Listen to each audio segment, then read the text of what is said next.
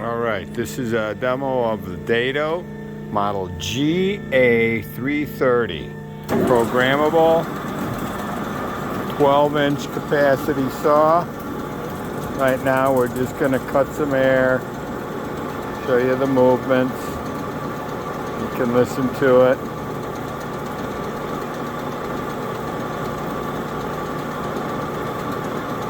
There's a powered chip conveyor and the blade brush. It's an 1.25 blade. 1.25 blade.